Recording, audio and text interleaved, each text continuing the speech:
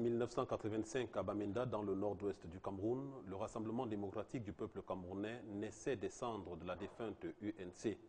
Le 24 mars dernier, cette formation politique a donc célébré avec faste et solennité son 27e anniversaire, avec en toile de fond les inscriptions massives des militants sur les listes électorales. Pendant 27 ans, donc, cette formation politique se sera maintenue au pouvoir au Cameroun, non sans avoir traversé plusieurs zones de turbulence. Et même si son idéologie se veut être celui d'un rassemblement de tous les Camerounais, elle semble plutôt proche de la droite et son modèle structurel est plutôt calqué sur celui de sa génitrice, l'UNC.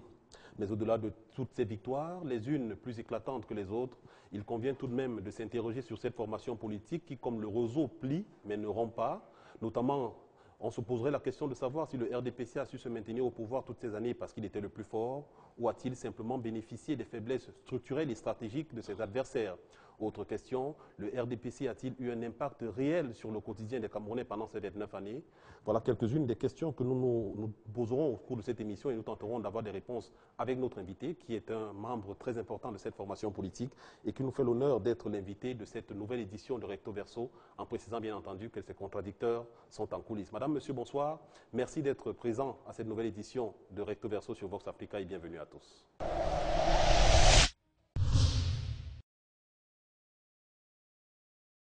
Et comme toutes les éditions, nous commençons cette édition de Recto Verso avec la partie recto au cours de laquelle nous recevons le professeur Jacques Famdongo, qui est le secrétaire national de la communication du RDPC.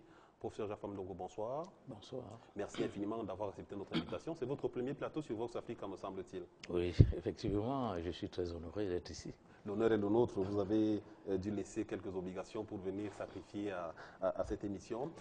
Vous vous sentez bien tout de même, je suppose. Absolument, je suis très bien. C'est également une obligation professionnelle que d'être ici, puisque j'interviens qualité de secrétaire à la communication, comme vous l'avez dit. Pour mieux vous présenter à nos téléspectateurs, je précise tout de même que vous êtes membre du gouvernement camerounais, vous êtes ministre camerounais de l'enseignement supérieur, vous êtes membre du gouvernement depuis bientôt une quinzaine d'années, si je ne m'abuse.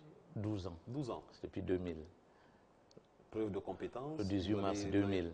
Vous avez la confiance du patron depuis autant d'années, c'est... Vous savez, la nomination est discrétionnaire, elle appartient au chef de l'État. Voilà. Alors, évidemment, il n'est pas obligé de justifier pourquoi il choisit tel ou tel, ou bien pourquoi il le maintient à ses fonctions. Je constate tout simplement que je suis là et j'essaie de faire mon devoir. Et tout le mal qu'on vous souhaite, c'est d'y rester le plus longtemps possible. Parlons à présent du RDPC, puisque c'est ce qui nous réunit ce soir. Ouais. Dites-nous, est-ce que, de façon brève et sommaire, vous pouvez nous présenter cette formation politique? C'est quoi le RDPC? Le RDPC, vous l'avez dit, Monsieur Paul Maël, vous l'avez très bien dit à l'entame de cette émission, le RDPC est né des cendres de l'Union nationale camerounaise, qui elle-même était née le 1er septembre 1966. Mais je voudrais préciser que, à la différence de l'Union nationale camerounaise, qui était donc parti unique, sinon unifié, c'était la terminologie de l'époque, unifié parce que résultant du rassemblement de plusieurs autres partis, le RDPC est un parti démocratique. C'est-à-dire qu'à l'intérieur du RDPC, il y a effectivement une dynamique démocratique. Exemple, en mars 1986, contrairement à l'UNC, il y a eu le renouvellement des organes de base du parti et pour ce renouvellement, il n'y avait pas une investiture a priori ou bien une investiture hyper centralisée, mais il y avait la pluralité des candidatures au même poste. C'était déjà une très grande innovation. Et puis, c'est évidemment le RDPC qui a voté, une assemblée exclusivement RDPC, qui vota en 1990 les lois consacrant le retour au multipartisme camerounais. La mort dans l'âme. Pas du tout. On se souvient très bien qu'à l'annonce de l'avènement du multipartisme par le chef de l'État, les militants du RDPC n'avaient pas accueilli cette nouvelle avec beaucoup de joie. J'en veux pour preuve plusieurs manifestations qui avaient été organisées par les cadres du parti à cette époque pour dire au chef de l'État, là, vous trompez peut-être. Vous savez, le président est un visionnaire. Le président a senti l'évolution du monde, l'évolution de la société, et même l'évolution de son Cameroun profond. Et à la différence de certains caciques du parti, il a compris qu'il fallait démocratiser. Il a d'ailleurs dit au congrès ordinaire de 1990, juin 1990, il a dit à ses militants, préparez-vous à une éventuelle concurrence. Donc, effectivement, certains militants étaient déphasés, étaient dans un certain anachronisme. Et le président national... Peut-être parce que l'éducation qu'ils avaient reçue au sein du parti n'avait jamais Oui. préparé ces derniers à un éventuel multipartisme. Bien sûr, comme je vous l'ai dit, l'Union nationale camerounaise, née le 1er septembre 1986, était un parti monolithique qui a donc fonctionné pendant près de 25 ans à l'aune de ce monolithisme idéologique et fonctionnel. Alors, le président vient, il parle de concurrence, il parle de démocratie. Évidemment, certains sont quelque peu déphasés, comme hébétés, parce que ne comprenant pas les enjeux fondamentaux. Mais le président, en bon visionnaire, avait compris les enjeux et a donc été la locomotive, n'est-ce pas, qui a tiré l'ensemble de son parti vers ce multipartisme dont tout le monde se réjouit aujourd'hui. Donc, en réalité, je ne peux pas dire qu'au sein du parti, il y ait encore des caciques ou bien des nostalgiques qui récusent le multipartisme. Au contraire, nous sommes tous très heureux d'être dans le multipartisme et nous constatons que ce multipartisme fonctionne à merveille au Cameroun avec plus de 200 partis. Donc le RDPC, c'est donc d'abord un parti de rassemblement, parce que l'Union nationale camerounaise ne pouvait que rassembler, puisque c'était un parti unique ou unifié. En revanche, le RDPC aurait pu s'enfermer dans un splendide isolement en disant « nous avons gagné des élections, nous ne gouvernons qu'avec notre seul parti, puisque nous sommes très largement majoritaires. » Mais vous constatez, pour l'instant, quand même, si je prends la configuration du gouvernement, on n'a pas l'impression que ce soit très ouvert. On retrouve dans le gouvernement camerounais majoritairement RDPC, des partis qui font partie de la majorité présidentielle. Oui, mais cela reflète également la composition de l'Assemblée nationale, grosso modo, nonobstant quelques partis qui n'ont pas encore voulu se joindre à nous. Le SDF, qui est considéré comme la principale formation politique camerounaise, a un groupe parlementaire, on se serait attendu le président, au moins un ou deux membres de vous le savez, le président n'est pas un dictateur, n'est pas un autocrate, il ne peut pas demander manu militari à tel ou tel parti de se joindre à lui. Au gouvernement, je crois qu'il y a des négociations, le moment venu. Le peuple sera informé en tant que de besoin, mais le président ne peut pas décider ex cathedra, voilà, je nomme tel du SDF. Non, il ne peut pas le faire.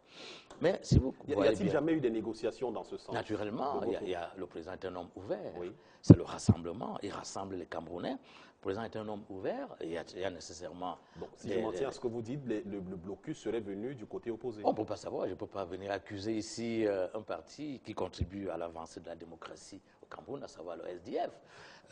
Ce sont des négociations secrètes. Je crois qu'il appartient à la personne autorisée, n'est-ce pas, de dire d'où est venu le blocage. De dire de quoi il s'agit. Mais je précise, j'insiste en disant que le RDPC est un parti ouvert à tous. C'est un parti démocratique. Et, évidemment, c'est un parti qui tire sa légitimité du peuple camerounais. Rassemblement démocratique du peuple camerounais. Alors, je voudrais rebondir sur ce que vous dites, parce que vous insistez, vous mettez de l'emphase sur le terme démocratique du RDPC. On se souvient également que, dernièrement, lors de la récente modification de la Constitution par le président de la République, on avait également observé des gens qui avaient fait des sorties médiatiques et qui avaient affirmé que la limitation des mandats n'était pas démocratique. Je dois avouer que de ma posture de journaliste, c'est la première fois que j'entendais ça. Oui, que la limitation des mandats n'est pas démocratique, mais oui. Par essence. Expliquez-nous ça, Demos. très sommairement. Demos, c'est le peuple. Personne ne peut s'arroger les prérogatives du peuple camerounais. Alors, limiter les mandats, cela signifie que une personne ou un groupe de personnes s'arroge les droits qui participent d'une volonté populaire. Si tant est que le président ne soit plus légitime, il appartient aux urnes de parler et non pas à une personne, à deux personnes ou à un groupe de personnes. Limiter les mandats revient tout simplement à verrouiller, n'est-ce pas, la liberté du peuple camerounais libre et souverain. Professeur Famdongo, vous êtes un brillant en politique, donc vous savez mieux que moi que parmi les clés de la démocratie, on a l'alternance au pouvoir, on a les élections libres et transparentes. Ça veut dire que si vous en venez à nous dire aujourd'hui que l'alternance ne fait pas partie de la démocratie, vous remettez en cause toutes les nations qui sont considérées comme étant de grandes démocraties. L'alternance, alors il y a deux articulations. Un, l'alternance fait partie de la démocratie. L'alternance est inhérente à notre système politique camerounais. Mais le dernier mot appartient au peuple camerounais qui est libre et souverain.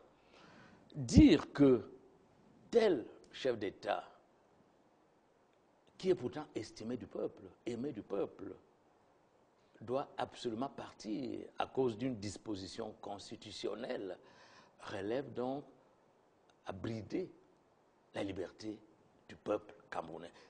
Comme je l'ai dit, c'est tant que le peuple La camerounais... Constitution étant la loi souveraine, vous et moi sommes Bien d'accord sûr, là-dessus. la loi fondamentale. Cette loi, elle est la loi décidée par le peuple, si tant est-il qu'elle est votée par l'Assemblée. Alors, nous disons... Ça veut dire que c'est le peuple, à un moment donné, qui décide que monsieur Famdongo, je dis n'importe quoi, étant resté au MINSUP pendant 5 ans, ne peut plus revenir. Là, ça dépend de la volonté discrétionnaire du président de la République. C'était juste un exemple. Puisque je ne suis pas élu. Non, bien sûr. Je Mais suis je nommé. disais, au cas où ce serait le cas, le peuple pourrait décider que tel monsieur ayant exercé telle fonction pendant telle période d'année ne peut plus revenir. Donc, venir modifier cette constitution n'est-il pas enfreindre la volonté du peuple? Prenons notre cas. Est-ce qu'on demande à un député de ne pas revenir 2 fois, 3 fois, 4 fois, 5 fois, 6 fois, 10 fois? Non. Parce que la loi fondamentale ne le prévoyait pas. Alors, on a donc modifié la loi fondamentale. Au gré de la volonté d'une partie des Camerounais. Non, pour l'arrimer, n'est-ce pas, à la légitimité populaire. Je vous Parce le que c'est le concède. peuple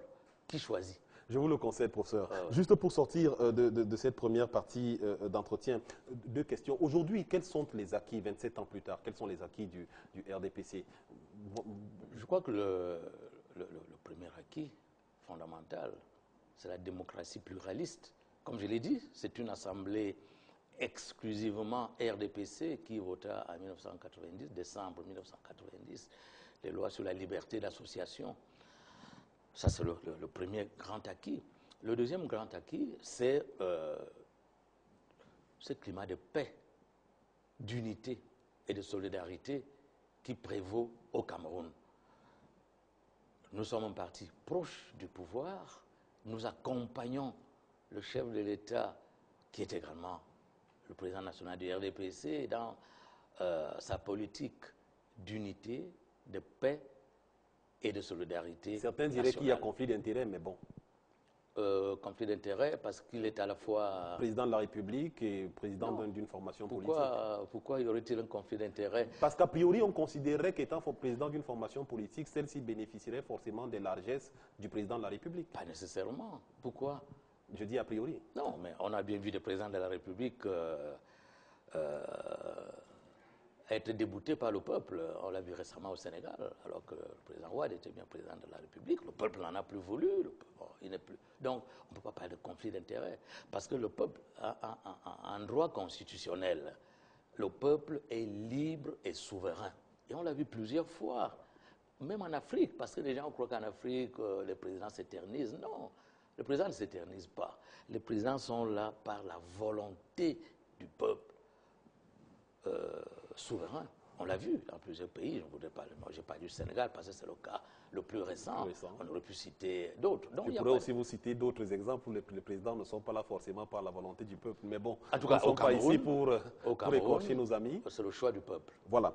On va sortir de cette première partie d'entretien. Dans la deuxième partie, nous parlerons de l'impact qu'a eu le RDPC sur le quotidien des Camerounais. Et là, on parlera des acquis en termes sociaux, politiques et économiques sur l'existence réelle des Camerounais. Qu'est-ce que vous répondez à ceux qui disent, ça c'est la dernière question pour cette première partie, qui pensent que l'idéologie du RDPC est plutôt mercantiliste et qu'elle sert plutôt à des personnes comme vous ou comme d'autres personnes à entrer dans le gouvernement, à occuper des hautes fonctions dans la République. Je voulais poser la question autrement. Je voulais aller franco de bord en vous demandant, sincèrement, pensez-vous que vous seriez ministre de la République pendant 12 ans si vous n'étiez pas au RDPC, si vous étiez membre, je dis n'importe quoi, de l'UPC, du SDF ou de l'UNDP? Pourquoi pas? Pourquoi pas? Comme je vous l'ai Le dit. pensez-vous sincèrement? Mais pourquoi pas? Nous voyons, je peux citer un ministre de l'UNDP qui est là depuis fort longtemps. Qui fait partie de la majorité présidentielle. Mais c'est normal, parce que pour gouverner, je ne vous apprends absolument rien, pour gouverner, il faut bien adhérer, pas, ne serait-ce que globalement, à la politique définie ici par le chef de l'État, dans d'autres constitutions par le Premier ministre, chef du gouvernement.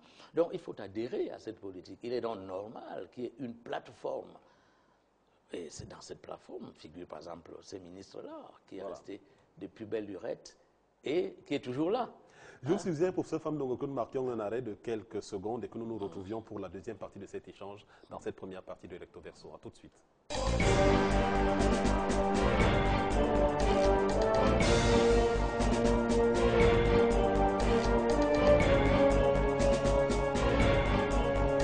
Retour sur ce plateau de Recto Verso, nous sommes en compagnie du professeur Jacques Famdongo, secrétaire national à la communication du Rassemblement démocratique du peuple camerounais, le parti au pouvoir au Cameroun, par ailleurs ministre de l'enseignement supérieur.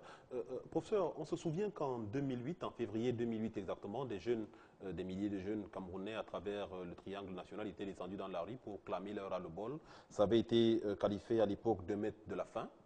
Le président de la République avait pris un certain nombre de mesures visant notamment une augmentation de 15% sur les salaires de fonctionnaires, la réduction significative des denrées de première nécessité, sauf que 2 à 3 ans plus tard, aujourd'hui, on constate qu'il y a une nouvelle flambée des prix sur le marché. Aujourd'hui, d'un point de vue social, qu'est-ce que le RDPC a apporté aux Camerounais? Oui, je crois que le RDPC, comme je l'ai dit, le RDPC est un parti proche du pouvoir. Donc, c'est un parti qui accompagne le gouvernement de la République dans son combat politique, économique, social et culturel.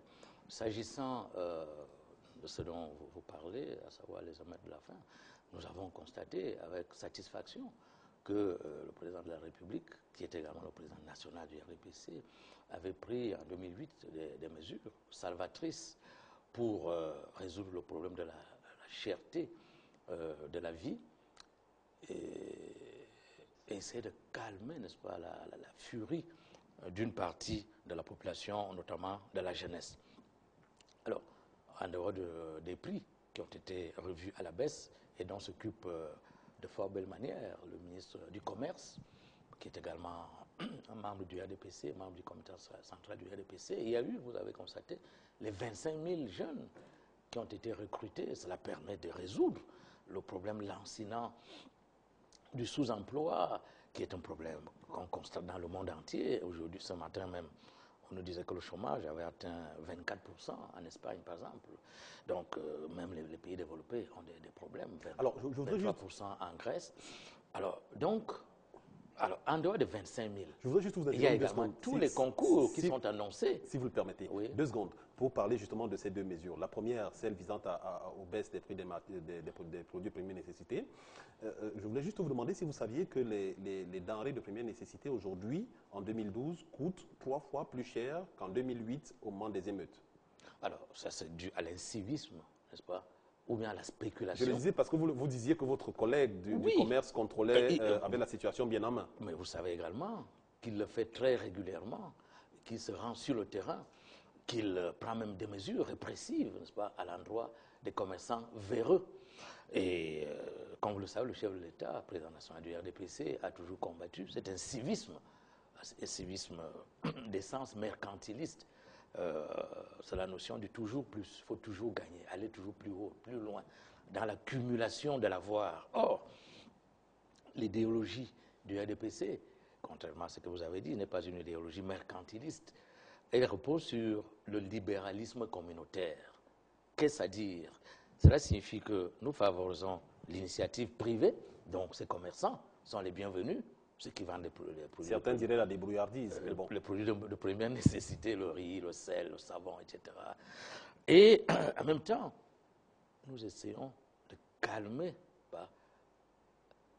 cette boulimie mercantiliste, quantitativiste, c'est-à-dire tout est fait pour accroître le maximum de richesses, le maximum de prébendes. Nous disons non.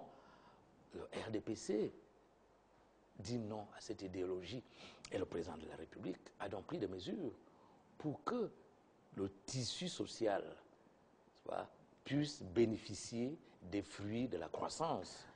Et c'est la raison pour laquelle il a instruit cette baisse des prix des produits de première nécessité. Il a instruit le recrutement de 25 000 jeunes diplômés. Justement. Et il a prescrit également l'organisation de plusieurs concours. Parce que les gens ne voient que les 25 000. Mais chaque année, il y a au moins 13 000 qui sont reçus à des concours et sont intégrés dans la fonction publique camerounaise. Parlons des 25 000, monsieur le ministre. Je voudrais juste pour information vous dire que le Niger, dans la même période que le Cameroun, a lancé lui également un vaste recrutement dans la fonction publique et qu'au Niger, on était à 100 000 pour le recrutement et au Cameroun, on était à 25 000. Soit.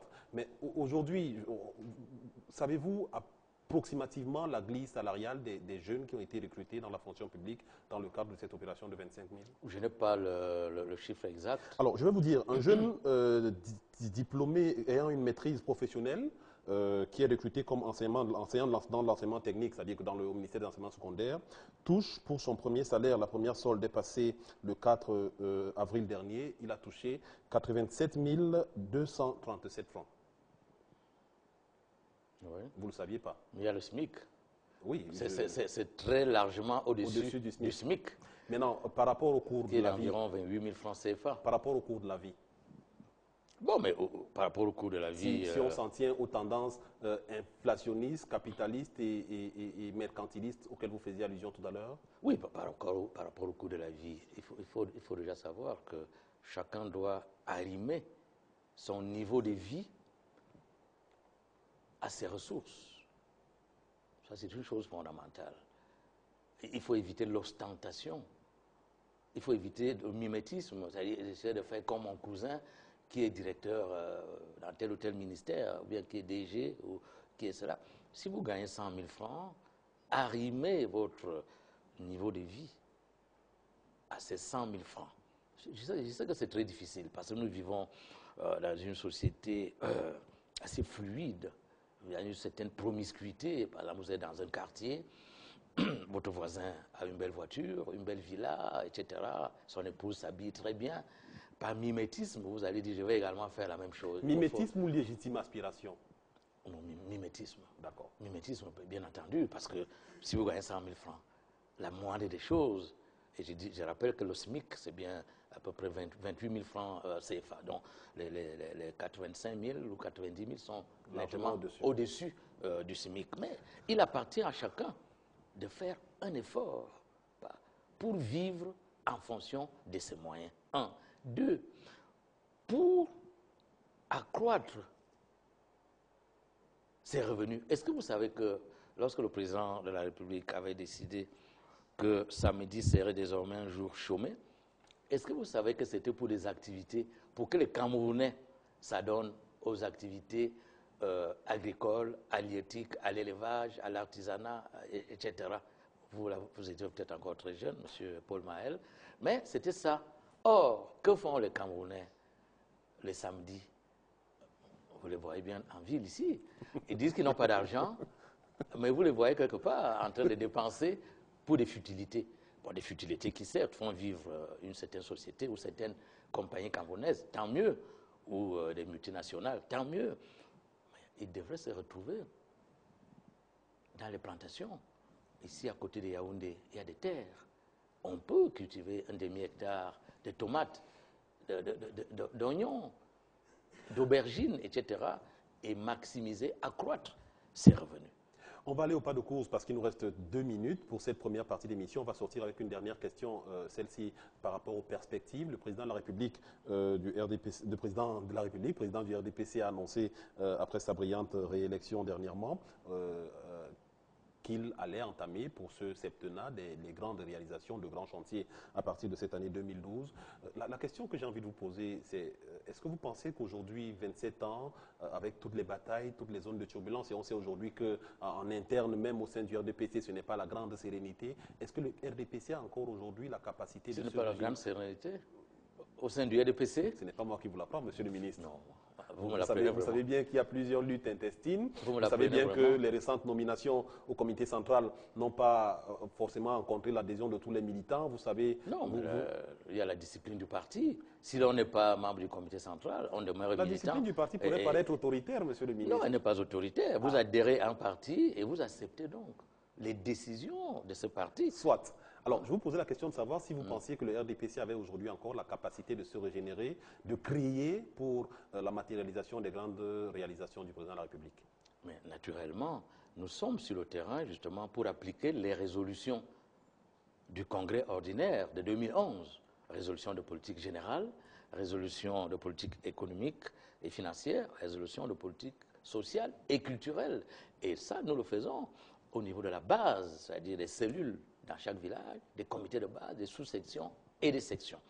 Les présidents des sections sont en permanence sur le terrain pour justement matérialiser les grandes options définies par le Congrès ordinaire de 2011. Et ces grandes options, parmi ces grandes options, il y a justement les grandes réalisations dont vous parlez. Attention, quand on parle de grandes réalisations, certes au niveau de l'État, on pense aux barrages, on pense aux routes, aux aéroports, etc. Mais il faut aussi voir qu'à l'échelle individuelle, une grande réalisation, ça peut être une plantation, par exemple, de cacao ou de café, fût-elle de 2 hectares ou de 3 hectares, on peut le faire. Ça peut être un élevage, ça peut être un étang piscicole. C'est une grande réalisation à l'échelle d'une famille ou à l'échelle d'un village. Et le président national du RDPC exhorte toutes les militantes et tous les militants à agir dans ce sens. Ne pas attendre tout de l'État. L'État-providence, comme vous le savez, est mort. Maintenant, c'est l'initiative individuelle. L'État ne fait que réguler, encadrer et tutorer les expériences qui se font à partir du village, à partir du quartier dans une ville jusqu'au sommet de l'État. Merci, professeur Jacques Famdongo. On arrive au terme de cette première partie d'émission. On se retrouvera tout à l'heure sur le deuxième plateau avec vos 2 contradicteurs, chacun à son tour, qui viendront relever votre propos tout au long de cette première partie. Madame, monsieur, on se retrouve dans la partie verso de l'émission et c'est juste après la pause.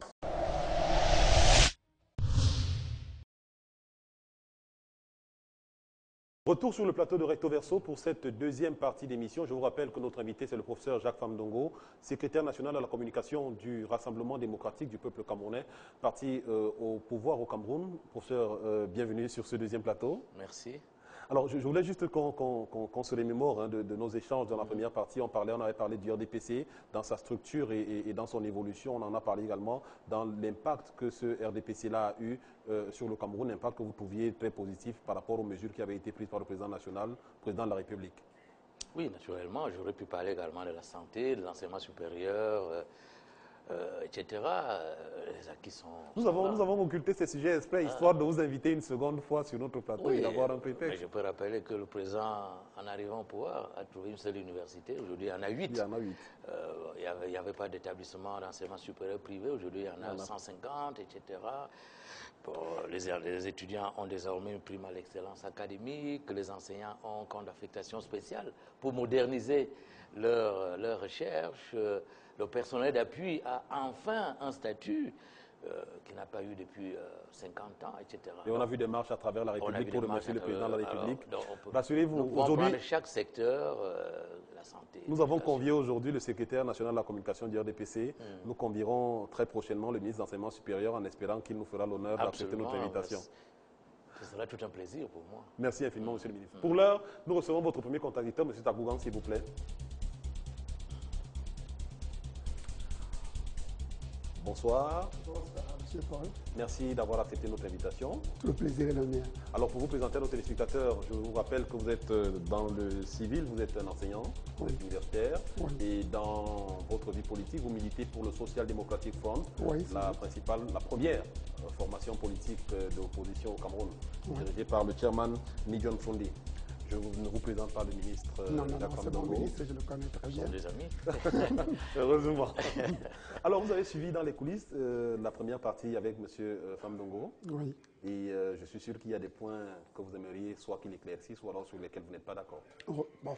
Monsieur le ministre a présenté le RDPC comme un parti qui est né des cendres Non, c'est le présentateur. Vous avez repris. Oui, Il a dit, et vous avez repris, pour dire que le RDPC est né des cendres de l'UNC et que c'est un parti démocratique. Et c'est pour ça que... Un parti de rassemblement, un parti démocratique. Oui, et un parti d'émanation populaire. Oui, j'ai pris un. Voilà. Et lorsqu'on vous a demandé le plus grand acquis du RDPC, vous avez dit l'avènement de la démocratie pluraliste. Au plan politique. Pluraliste, oui. Au plan politique. Je suis là pour le plan politique. Voilà. Parce qu'il y a également le plan économique, Voilà. le plan culturel, je ne suis pas là pour le plan économique. D'accord. Voilà. Parlons donc de politique. Bon, donc, je ne suis pas d'accord que le RDPC soit né le 24 mars des cendres de l'UNC. Le RDPC est un avatar de l'UNC qui n'est pas né des cendres. Parce qu'un nouveau parti n'est pas né ce jour-là. C'est pour ça que dans vos statuts, vous dites que l'UNC devient le RDPC. Donc, lorsqu'un individu change de nom, il ne change pas son caractère. Et c'est pour ça que quand vous dites l'UNC devient le RDPC, vous reconduisez l'UNC avec ses hommes, avec son patrimoine, avec son idéologie. Et comme nous savons que ces partis étaient viscéralement monolithiques et antidémocratiques, le RDPC, qui n'est que l'UNC qui a changé de nom, est né de cette manière, ne pouvait pas être un parti démocratique. Parce que le RDPC, ce jour-là, a refusé de faire une rupture. Et c'est pour ça qu'un nouveau parti n'est pas né ce jour-là. Et ce n'était même pas possible qu'un nouveau parti naisse ce jour-là. Parce que M. Biya, qui est le président du RDPC, est au gouvernement de l'UNC depuis 1962. Donc, il fait toutes ses armes dans le gouvernement de l'UNC. Et c'est pour ça que nous ne voulons pas faire de rupture. Il dit l'UNC devient le RDPC et par la suite, il est là pour la continuité. Il dit mon illustre prédécesseur n'a jamais failli, je ne faillirai point. Il est là-bas comme un continuateur. Donc ce parti ne pouvait pas être un parti démocratique. Et c'est pour ça que vous avez parlé de l'UNC, qui était un parti unique, un parti unifié. Il y a eu ce débat. L'UNC, après avoir manu militari, absorbé, phagocyté tous les autres partis, passé tout son temps à dire que ce n'est pas un parti unique, mais c'est un parti unifié, comme si un parti unifié était entouré de plusieurs autres partis avec lesquels il faisait des débats. Et c'est pour ça que le RDPC, en parlant de rassemblement, rentrait dans le même débat pour dire que non, je ne suis pas un parti unique, je suis un parti qui a rassemblé. Peut-être que le professeur Famdongo souhaite réagir sur oui, et ce rassemblement passait à unifier et non pas unique. Et c'est pour ça que tous les gens qui sont venus au RDPC ont été phagocytés. Il y a le MDR qui est venu au RDPC, qu'est-ce qu'il est devenu? L'UPC qui est venu gouverner avec le RDPC, qu'est-ce qu'il est devenu? L'UNDP, qu'est-ce qu'il est devenu? Ils ont été rassemblés, entre guillemets, ça veut dire que phagocytés. Oui, moi d'abord, je ne voudrais pas faire l'injure, n'est-ce pas, à des partis tels que l'UPC, le MDR, l'UNDP, etc., pour dire qu'ils ont été phagocytés, parce que je crois savoir que ces partis ont toujours leur liberté de manœuvre, ils ont toujours leur autonomie. Par exemple, lorsqu'il y aura des élections législatives ou des élections municipales, nous pouvons subodorer que ces partis auront bien des candidats dans le cadre d'une autonomie réelle, qui n'empêche pas que conjoncturellement, ils puissent sceller une alliance de gouvernement avec le RDPC. Alors, s'agissant maintenant de l'UNC, je crois que vous avez une conception fixiste de la politique. Nous, au RDPC, nous avons une conception évolutionniste. Qu'est-ce à dire? Le RDPC, certes, est né des cendres, ou comme vous ne voulez pas. Non, pas des cendres. Comme vous ne voulez pas cette non, expression, je vous le concède. Vous êtes prof de français alors, comme moi. Vous ne voulez pas. Être né des cendres, ça veut dire qu'un nouveau parti est né ce jour-là. Aucun nouveau parti n'est né ce jour-là. Le professeur va continuer son développement. De nom, a changé de costume. Je peux changer de nom, je change de costume, je ne me change pas, je ne change pas mon âge. C'est pour ça que je ne vous ai pas dit bon anniversaire. Parce que le RDPC n'est pas né ce jour-là. Je vais donc vous expliquer notre conception, qui évidemment n'est pas la vôtre. C'est tout à fait normal, puisque nous sommes en démocratie, grâce à une assemblée exclusivement RDPC qui avait voté en 1990 les lois sur la liberté d'association. Alors voilà, voici notre conception. Certes, il y a eu l'UNC, puis le RDPC. Nous sommes dans une logique évolutionniste, c'est-à-dire le RDPC est un parti démocratique. L'épithète démocratique n'est pas là par hasard. Elle est là parce qu'elle se situe dans une continuité. Rappelez-vous. Monsieur le ministre, si vous appelez un lion un agneau, alors, il ne sera pas moins carnivore. Rappelez-vous. Oui, ça c'est vous. Si vous appelez un lion un agneau, il ne sera pas moins carnivore. Appelez le RDPC démocratique. C'est vous qui le qualifiez. C'est fait et chaque jour montre qu'il n'est pas ce que vous dites au Camerounais. Je voudrais juste me permettre de vous rappeler, M. Takougan, que vous échangez avec M. Famdongo durant 15 minutes, donc ce serait bien qu'on aille un peu. Je constate que vous êtes totalitariste parce que vous n'acceptez pas que j'expose mon point de vue. Moi, je vous comprends bien. Vous avez déjà parlé d'une première partie, c'est moi qui est venu ressortir. Alors, et si vous prenez encore tout le temps sur un point, je ne vous aurais pas présenté tous mes points. Alors, souffrez donc que je vous explique très rapidement pourquoi nous nous situons dans une logique évolutionniste. Vous voulez nous enfermer dans une logique fixiste. Alors, nous disons ceci. Rappelez-vous, décembre 1983, le RDPC n'était pas encore né, mais le président Paul Biya avait déjà sa logique. Il avait prévu la multiplicité des candidatures à l'élection présidentielle, novembre 1983. Et on exigeait 500 signatures. Aucun candidat n'ayant pas obtenu les 500 signatures, l'élection présidentielle de 1984 s'est donc déroulée sous les auspices d'un seul candidat, à savoir le président Paul Biya. Mais, 1986, je l'ai déjà dit, le président Paul Biya, ce qui ne se faisait jamais au sein de l'UNC, autorisa la multiplicité des candidatures pour un même poste. Sauf le sien. Alors c'est comme ça que des barons comme Maïmatip sont tombés à Ezeka, par exemple. C'est comme ça que Ekindi devient président, Jean-Jacques Ekindi, aujourd'hui président du MP, devient président de la grande section du Vouri. C'est ainsi que d'autres sommités obtiennent des postes au sein du RDPC. Et surtout, après l'avènement du multipartisme, grâce à une assemblée exclusivement RDPC, nous constatons effectivement un fonctionnement normal des institutions. Le SDF, nous nous félicitons que le SDF existe, ainsi que d'autres partis, par exemple celui de Kindi que j'ai cité tout à l'heure, l'UDC de Ndamjoya, etc. Nous nous félicitons parce que grâce à ce multipartisme harmonieux et apaisé, la démocratie camerounaise avance normalement. Oui, donc, nous disons je peux prendre la parole. Oui, naturellement. Vous avez compris mon point de vue. Oui, vous vous félicitez que ce n'est pas le vôtre. D'accord. Je suis d'accord. Et c'est ça la démocratie. Vous vous félicitez que le SDF existe.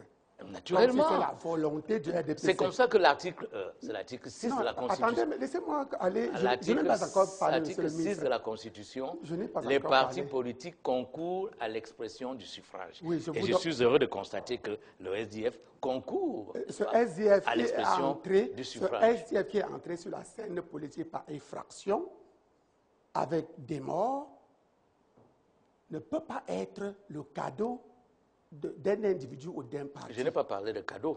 J'ai dit que je me félicite du fonctionnement harmonieux du multipartisme au Cameroun. On devrait évoluer, M. Takougan. Le multipartisme ne fonctionne pas. Et le SDF le multipartisme ne fonctionne pas harmonieusement. Il ne fonctionne pas harmonieusement. Parce que les partis ne peuvent pas se réunir. On ne peut même pas dédicacer un Le SDF ne peut pas se réunir. Ben, il peut se réunir chez lui, il ne peut pas faire un meeting. Il ne peut pas faire une marche. Mais s'il faut faire une marche pour changer la Constitution, on ne demande rien. S'il faut faire une marche pour tel. Si c'est le RDPC, tout se passe très bien. On l'a vu. Vous voulez dire qu'il n'y a pas de meeting du SDF? Je continue.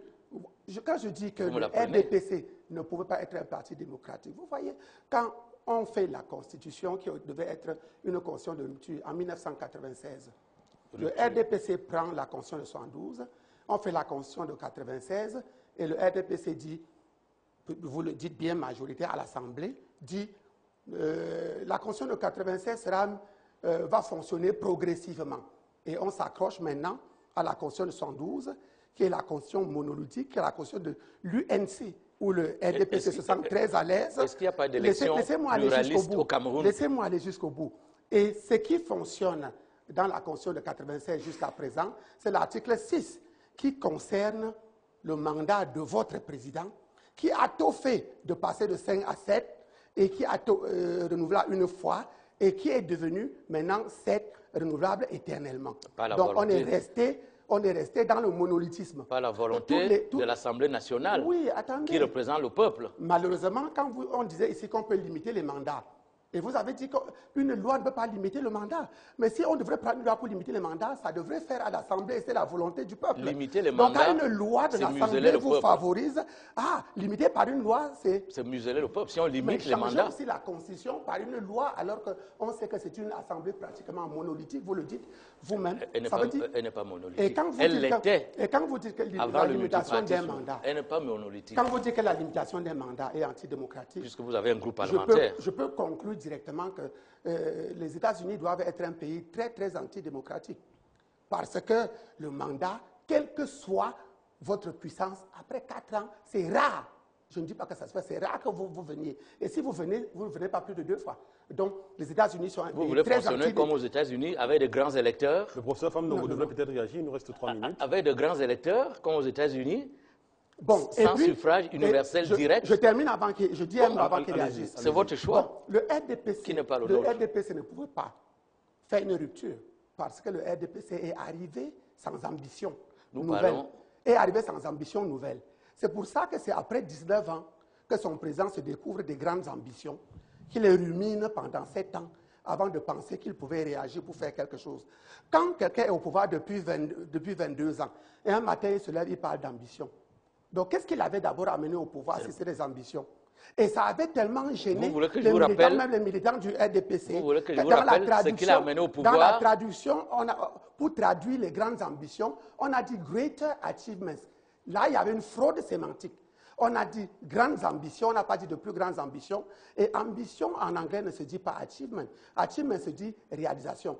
Donc, les anglophones ont compris que quelqu'un ne peut pas faire 22 ans au pouvoir et arriver aujourd'hui nous parler d'ambition, alors que ce sont les ambitions qui amènent quelqu'un au pouvoir. Comme maintenant, c'est maintenant qu'il a les ambitions, nous on dit au moins achievement. Et c'est pour ça, quand il a dit qu'il passe des grandes ambitions aux grandes réalisations, on ne savait plus comment traduire en anglais, puisqu'on avait déjà traduit ambition par réalisation. En fait, je crois qu'il faut être frappé soit de myopie, soit de cécité politique, pour ne pas voir les grandes réalisations qui existent, et les routes, et les hôpitaux, et les universités, et les télécommunications, etc., qui sont là. Ça n'existe pas seulement au Cameroun, ça existe ailleurs. Oui, mais... ça existe ailleurs. Alors, finalement, que doit donc faire un président? Il doit se croiser le bras en disant, comme il y a des routes au Congo, moi je n'en fais pas ici. Et pourquoi c'est maintenant qu'il parle de grandes réalisations? Mais il y en a depuis, les routes existent depuis. Mais pourquoi c'est maintenant qu'il en parle? Parce que lui-même reconnaît qu'il n'a rien fait. C'est pour ça que c'est maintenant qu'il dit que nous passons aux grandes réalisations. C'est lui qui le dit. Relève de la mauvaise foi. Il a passé 7 ans à caresser ses ambitions. Prenons le secteur de maintenant, il vous dit après 7 ans que attendez-moi, je veux faire quelque chose. Est-ce qu'on peut laisser 1 minute au professeur Fam pour réagir? Et 1 minute à moi pour conclure. J'ai dit que c'est de la cécité politique. Pourquoi? Parce que dire qu'il n'a rien fait, c'est ne pas reconnaître, par exemple, que lorsqu'il est arrivé, il y avait une seule université au Cameroun. Vous êtes enseignant. Actuellement, il y en a 8. Il n'y avait aucun établissement d'enseignement supérieur privé. Aujourd'hui, il y en a 150. Et nous sommes dans une phase, n'est-ce pas, d'approfondissement de la qualité de l'enseignement en général. Si nous ne prenons que ce secteur-là, j'aurais pu m'étendre sur les hôpitaux généraux.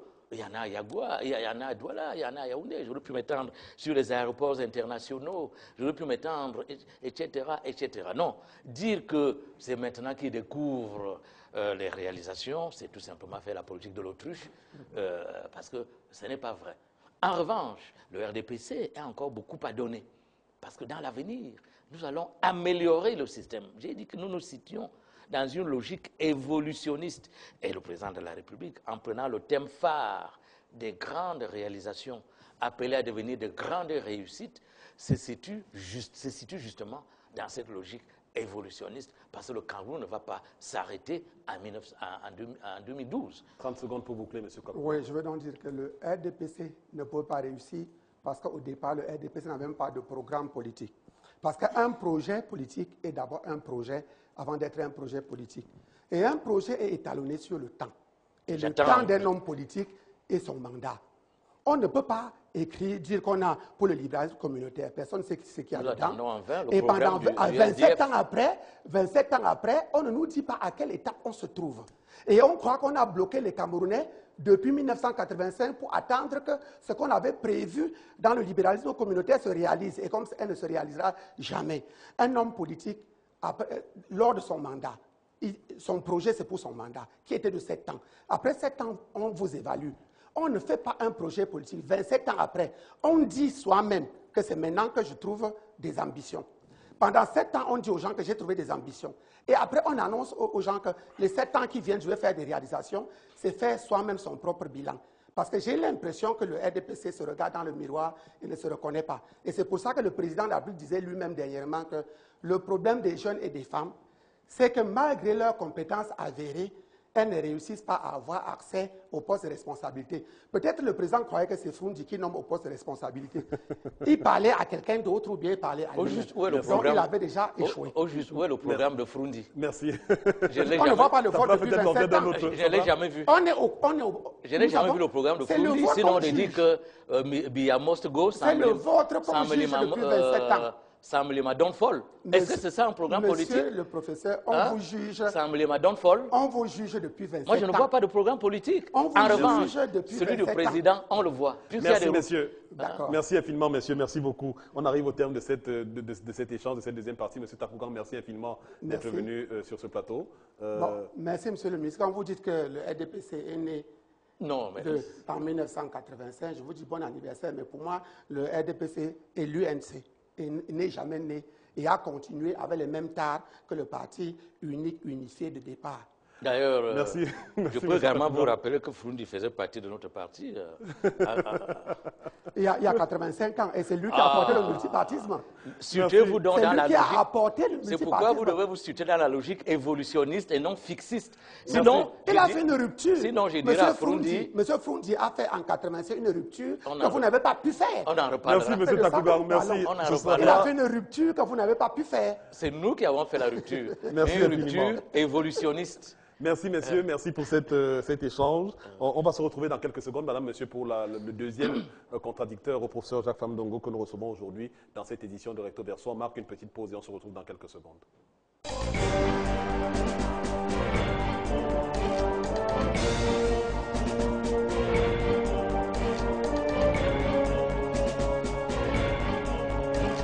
On est donc de retour dans cette deuxième partie de Recto Verso et on va recevoir dans quelques secondes le deuxième contradicteur du professeur Famdongo. Juste avant d'introduire votre deuxième contradicteur, professeur, je vous ai entendu parler de grandes ambitions devenues grandes réalisations qui se matérialiseront en grandes réussites. Est-ce à dire que vous annoncez un septennat de grandes réussites? Les grandes réalisations pour éviter des éléphants blancs, on en a connu dans ce pays. Oui. La Sodéblé, par exemple, la Sélucam, par exemple, fut une grande réalisation, mais qui s'est soldée par un échec retentissant. Donc, nous voulons que, le président veut que les grandes réalisations deviennent de grandes réussites. De grandes réussites. C'est pourquoi je posais la question de savoir, est-ce qu'on ne se dirige pas vers un septennat de grandes réussites? Bien entendu, c'est notre souhait le plus cher. Ok. J'introduis votre deuxième contradicteur, monsieur le président Hubert Kamgang, s'il vous plaît.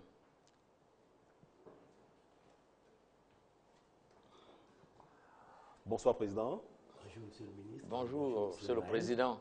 Merci d'avoir accepté notre invitation. Mais c'est toujours avec plaisir. Très rapidement, je rappelle que vous êtes un homme politique, président de l'UPA. Oui. Et vous étiez candidat à la dernière élection présidentielle au Cameroun en 2011 notamment. En effet. Et donc aujourd'hui, vous avez suivi, comme votre précédent, comme de M. Takougan tout à l'heure, vous avez suivi les propos du professeur Famdongo. Oui. Et vous avez certainement relevé des choses, notamment en ce qui concerne l'impact socio-économique du RDPC sur le quotidien des Camerounais. Parfaitement. Je vous en prie. Bonjour, monsieur le ministre. Bonjour, monsieur le président. Eh bien, je vais vous commencer par vous faire une fleur. En effet, en 1990, répondant à une question d'un journaliste, le regretté mémoire Yves Mourouzi, le président du RDPC, à la question donc de savoir ce qu'il aimerait qu'on retienne de lui. A dit qu'il aimerait qu'on retienne de lui qu'il a apporté la démocratie et la prospérité au peuple camerounais. Je vous étonne, je vous concède pour la démocratie. Oui, merci. Non, c'est vrai. Pour moi, Paul Biya n'est pas un dictateur. Je le dis, j'ai écrit dans mes livres. Merci. Mais il se trouve que la démocratie n'est pas un préalable au bien-être, c'est-à-dire à la prospérité. Je n'en veux pour exemple que la Corée du Sud, sous Chung Do-han, Singapour sous Lee Kuan Yew, et même la Chine actuelle n'est pas démocratique au sens où les Occidentaux l'entendent. Elle n'est pas pluraliste. D'accord? Eh bien, je vous ai entendu parler beaucoup de... Il y a eu des universités, il y a eu des routes. C'est vrai. Mais ça, c'est en termes absolus. Avant d'être homme politique, tout le monde le sait, je suis ingénieur statisticien et économiste qui a enseigné autrefois à l'université. J'étais l'assistant du professeur Joseph Tunjiang-Poemi. Et parmi les produits, certains de vos collègues ou de vos collaborateurs interrogez le professeur Bekolo Ebe, vous dira que je suis son professeur à l'université. Parmi d'autres. En économie, il y a un agrégat qu'on appelle taux de croissance. C'est ça qui permet de voir si un pays progresse ou pas. Et avant de parler de taux de croissance économique, je voudrais dire qu'il y a d'abord le taux d'accroissement démographique. Et le dernier recensement nous permet de savoir que, en moyenne, la population du Cameroun croît au taux de 2,8% par an, en moyenne. Et les dernières années ont montré également que le taux d'inflation est autour de 3,2%. Les deux cumulés font 6%. Alors, si vous avez un taux de croissance brut économique au Cameroun qui est de 6%, ça veut dire que vous faites du surplace. Or, pendant les 27 dernières années, je parle sous mon propre contrôle, puisque je veux dire, en tant que statisticien économique, j'ai bien vérifié les chiffres. Oui. Le taux de croissance économique depuis 27 ans n'a pas atteint 6%. Il a même, je parle du taux brut. Oui. Il a même été souvent négatif. Oui, de 85 à... Oui. Ça veut donc dire que en 27 ans, il n'y a pas eu un taux de croissance positif. Un seul. Mais vous connaissez les causes. Non, qu'importe. Vous connaissez bien les causes. Oui, je connais les causes. Je connais les causes. À la fois endogènes je vais vous les dire. et exogènes. Je vais vous dire les causes. Et je sais de quoi je parle. Le Cameroun a été créé, comme tous les autres pays africains, comme colonie. Je sais que vous allez me dire que le Cameroun n'a pas été une colonie. Protectorat, sous tutelle. ensuite mandat et oui, mais dans tutelle. les faits, l'exploitation revient exactement au même. De facto. Dans les faits. De jure, non. Voilà. De Ça facto, veut donc dire oui. que le Cameroun, qui était un État, un territoire sous tutelle, était créé pour être l'appendice d'une économie. Et vous me demandez, je connais les causes. Ça, c'est les causes de la colonisation. Oui, L'une mais, des causes. oui, mais j'y viens justement pour dire que la tutelle n'a pas été levée jusqu'à présent sur le plan économique. Oui. La convention du 23 novembre 1972 à Brazzaville, qui réglemente la coopération monétaire entre la France et les États membres de la BERC, Banque des États de l'Afrique centrale, la banque qui émet la monnaie que vous utilisez pour essayer de développer l'économie du Cameroun, eh bien l'article 7 stipule que la BERC est un établissement multinational africain à la gestion et au contrôle duquel participe la France. Peut-être que le professeur Famdongo souhaite réagir. Il y a le compte d'opération qui est à Paris, bien entendu. Oui, eh bien voilà les causes fondamentales. En dehors du fait qu'il y a la corruption. En fait, vous voulez que nous battions monnaie? Non, je veux que nous soyons indépendants. Je veux que nous prenions notre destin À partir de notre monnaie? en toutes choses, y compris, je dis y compris. Il va se connaître Puisque nous sommes, sur la monnaie. non, nous sommes là en matière économique. Oui. Et vous êtes professeur d'université. Même si vous n'êtes pas économiste, vous Mais devez mais savoir. je suis informé. Voilà, vous devez savoir que quand votre système bancaire à commencer par votre banque centrale, est gérée et contrôlée, fût-ce en partie par quelqu'un d'autre qui se trouve de surcroît être l'ancienne puissance colonisatrice, vous pouvez faire une croix sur le développement. On va laisser le professeur Famdougou. Voilà les causes fondamentales. Donc, je termine en disant que je me permets de dire que le Cameroun est demeuré une république on vous donnera- bananière. Et qu'est-ce que vous proposez? Président, Je on vous donnera la propose, possibilité de je terminer, propose, oui. s'il vous plaît. Je Mais voudrais d'abord que le professeur... Que le professeur Non, pour les je- je propositions- voudrais Je veux d'abord- d'abord qu'il propose. Moi, Non, non. je suggère, professeur, que vous réagissiez d'abord sur ce premier aspect développé par le président Kamgang. Oui, je crois que le président Hilaire Kamga, dont on connaît- Hubert Kamga. Hubert Kamga, Hubert Kamga. Hubert Kamga, dont nous connaissons évidemment les thèses pour une autonomie financière, etc., se situe dans le cadre d'une certaine idéologie que nous connaissons également. Mais nous sommes pragmatiques. Nous sommes pragmatiques. Nous nous disons, pour avoir cette autonomie financière, cette autonomie économique, il y a des préalables. Par exemple, la production. Ah non. Quel est notre niveau de production Non. économique? La monnaie précède la Oui, production. nous avons vu des États comme la Guinée, Là, comme c'est autre chose. comme le Mali, Non. comme le Ça, oui. Tunjang Pouemi, qui Puisque est nous nous professeur. situons dans l'histoire. Non, Nous pas avons l'histoire, vu, je dis, nous avons vu le Mali qui a Non. voulu créer sa Tunjang monnaie Pouemi à explique l'époque. tous ces problèmes Nous avons dans vu. monnaie, servitude et Oui, liberté. je sais, j'ai lu. Il explique tout ça. Nous avons vu la Guinée Non. de Sékou Touré. Ne vous Nous avons prévalez vu pas le de Mali. vos propres turpitudes. Ce sont Vous pas êtes les en miennes. train de dire, vous êtes en Je train suis de en train dire, de faire un comparatisme historique, non, vous êtes en train de dire que disons Vous pouvez laisser, économico-historique. on peut laisser 2 minutes au professeur Famdougou Oui. pour qu'il développe, s'il vous plaît. Il y a des préalables. Vous Ouais. ne pouvez pas prétendre à une autonomie financière, économique, etc., s'il n'y a pas certains préalables. lesquels? Alors, ces préalables, c'est votre niveau de production. Je dis non. Quel est votre niveau de production pour Non, que la vous puissiez production être- précède la monnaie. Ce que vous Alors, dites c'est est donc- une ineptie. Permettez-moi de vous le dire. Et C'est On va rester ineptie poli, on va économique. rester, on va Non, rester non, poli, ce n'est pas s'il vous plaît. vraiment, On va, je dis, moi, je vous en moi, prie, c'est madame. une On va rester contre-vérité. poli et C'est une courtois, s'il vous plaît. contre-vérité Alors, économique. moi, Voilà. je m'appuie sur des faits Non, pas les faits. historiques. Non. Je prends des cas historiques Oui. et je me dis, pourquoi ça n'a pas marché là-bas? Ça n'a pas marché Tu l'as là-bas. premier explique parce que pourquoi. Je il y peux vous avait- dire pourquoi ça n'a pas marché. Laissez le professeur Je peux vous dire Famdougou, pourquoi s'il ça vous n'a plaît. pas Il y avait- S'il vous plaît, président Kamgang. Laissez le professeur Il y avait Famdougou aller certes- jusqu'au bout et vous reviendrez, Oui. vous réagirez plus tard. Il y avait certes une volonté politique Oui. qui est tout à fait normale, volonté d'indépendance économique.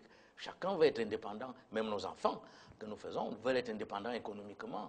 Mais si cet enfant ne peut pas payer son loyer, s'il ne peut pas payer sa ration, s'il ne peut pas se déplacer, quelle sera son indépendance économique? Il n'en aura pas. Je peux vous Alors, répondre. vous dites donc à votre enfant, non, ayez d'abord des moyens de production, ou peut-être pas des moyens de production, mais ayez d'abord des revenus suffisants qui vous permettent d'être indépendant. Attendez. Et d'ailleurs, vous savez que le monde actuel est un monde interdépendant. Oh, mais Parce que enfin, nous ne sommes pas interdépendants à la même- France. même nous laissez- dépendons. Même les États-Unis, qui sont la première puissance économique du monde, Ne dépendent pas des autres sur le plan monétaire. mais dépendent des autres au plan économique. Non, non, pas C'est sur la- le plan C'est la raison monétaire. pour laquelle ils ne peuvent pas faire tout ce qu'ils veulent. D'ailleurs, écoutez, S'agissant par exemple de la Chine, non, attendez. est-ce que vous croyez que les États-Unis ont une liberté de manœuvre? Non, non, Vous je vais- reprendrez la parole, Par M. rapport à Kamgang. la Laissons Chine, le oui. professeur Je ne développer. crois pas. La Chine qui détient le tiers des réserves financières mondiales, non, je ne crois pas. Non. Les économies sont de plus en plus interdépendantes.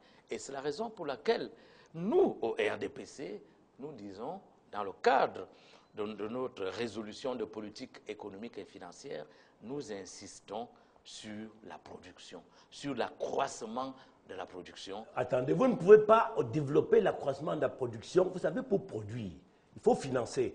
Il faut donc contrôler le système bancaire. Si vous ne contrôlez pas le système bancaire, je ne sais pas comment vous allez financer la production.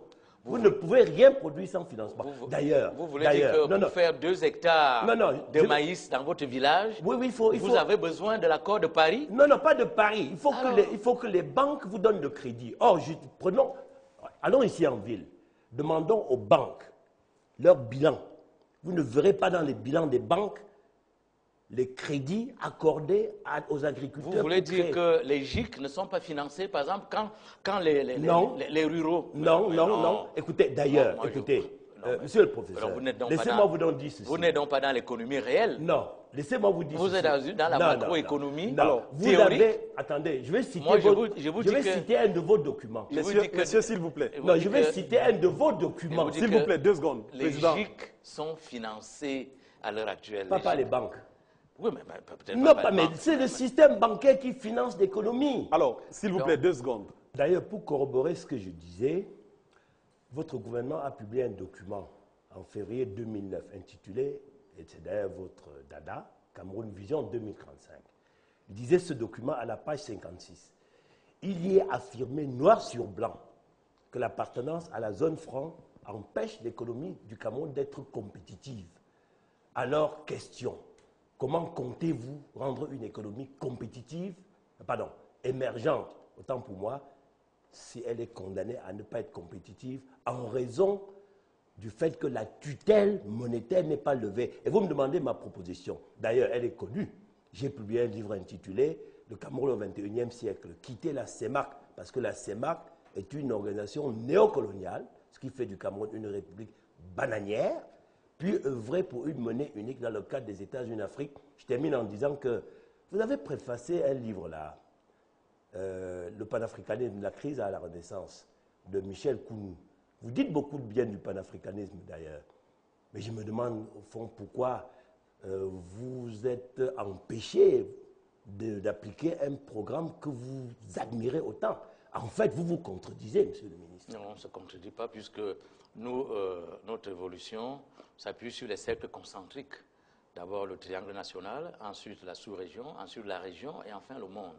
C'est la raison pour laquelle nous faisons partie évidemment de la CEMAC, de la qui est une organisation néocoloniale, c'est ça. C'est vous qui le dites. C'est le fait. Ce n'est pas notre point de vue. Donc, Il nous reste très peu de temps, donc on va laisser mon soeur nous partons donc du Cameroun d'abord, ensuite de la CEMAC, ensuite de la CEAC qui est plus large, ensuite l'Union africaine, etc., jusqu'au plan mondial. Et nous estimons que dans l'état actuel de notre évolution, parce que nous sommes évolutionnistes et pas fixistes, dans l'état actuel de notre évolution, nous devons compter avec la zone franc qui permet donc cette parité entre le CFA, parité fixe entre le CFA et l'euro.